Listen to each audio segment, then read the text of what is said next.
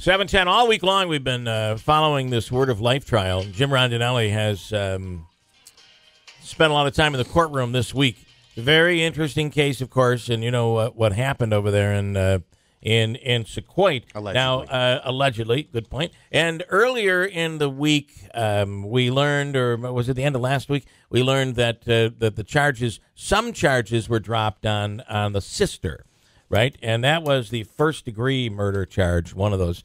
And you think about that, and I was watching something somewhere else when we were talking about first-degree murder, and first-degree murder is almost always never used, right? Because it is, you might find it in a capital murder case or something like that, if a police officer has been shot and killed. But first-degree murder is usually very difficult to get a guilty verdict on. Right, I guess a lot of things have to fall into place for that to be effective. So yesterday, the DA made a statement, and it was about this clergy privilege. Pastor Tiffany Irwin, and saying that, and what her attorney is saying is this is all, you know, this is pastor clergy. This is she has immunity to this because there's a privacy that's protected by our Constitution, right? Mm. And I think the DA is absolutely right. How can you hide behind that? And isn't that clergy privilege supposed to really be protecting the person who's spilling their guts, right? The person that's talking to their priest or their minister or what have you. This would be protecting them. I never really thought of it as protecting the minister or the priest, but I think that's correct, right? Wouldn't you say? I think so, and I think that was how the argument was framed yesterday. And then there's the other Irwins, Tracy Irwin and Daniel Irwin, that are involved. And I guess I'm wondering, did the judge rule on what on that at all, or is it still up in the air? I don't know. Because it does seem like it also seems like this could be a very sticky issue down the road, because you're involving it's like when New Hartford was trying to close down the church. Didn't we all look at that and say, well, good luck with that? I don't know how you're going to pull that off, because it's not an easy thing to be able to shut down a house of God. How do you shut that down? And they pulled away from that, if you recall. Mm-hmm.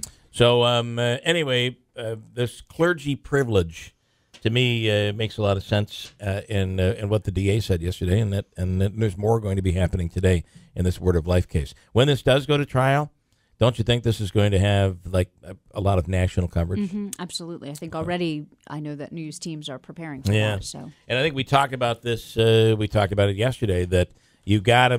There's a great deal of pressure, I would imagine, on this DA's office, because all eyes are going to be on this. All eyes are going to be on this case.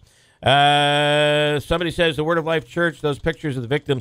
Yeah, I keep hearing about the photos and about the evidence and how bad this was and how shocking this will be. And a lot of this stuff is probably going to end up coming out in trial, right? Is that out? Who has seen this?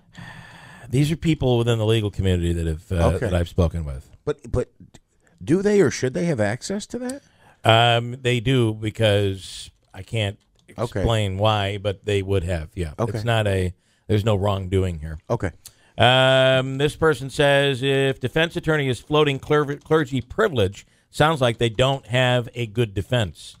That could be true as well, right? Right. Because what would... anytime you hear clergy privilege, you're always hearing it on behalf of the guy or the woman that was speaking with their advisor, their religious advisor.